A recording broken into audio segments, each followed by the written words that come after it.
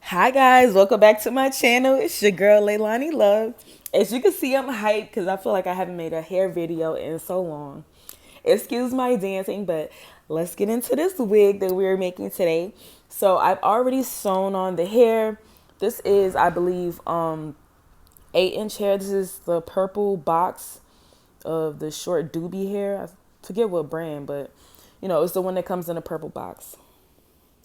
So basically what I'm going to be doing today is creating like a textured pixie. I have will be using this comb. I'm going to be using shears. I also have thinning shears, which is going to help me keep blunt edges, and my handy dandy razor. So this is just going to be a matter of preference. Me personally, I started out with the shears and it was just giving me too blunt of a cut. So I prefer to go in with the razor. The razor is going to be the easiest way to get a textured haircut.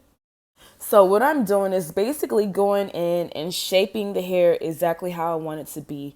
If I was maybe a beginner or someone that's not really used to cutting, I would definitely go in section by section and basically do a 45-degree angle in the back. But again, a razor is going to be way easier because you're basically just cutting as a shape as opposed to actually following guidelines. So here is a little glimpse of the inside of the cap, just so you guys can see. Just because a wig is hand sewn doesn't mean it can't still be neat. As you can see, all my stitching is neat. There's no bumps and lumps inside. And yeah, get ready for this transformation.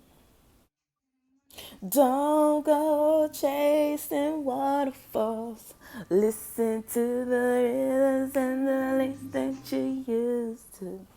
Yes, but can we get into this Halle Berry slash TBoz haircut? This is one of my favorite cuts. This is going to be styled for a client, Funk and Crystals. So make sure y'all tune into my page, Leilani's.love on Instagram. Thank you guys so much for watching. And be sure to catch those flicks. Until next time, peace and love.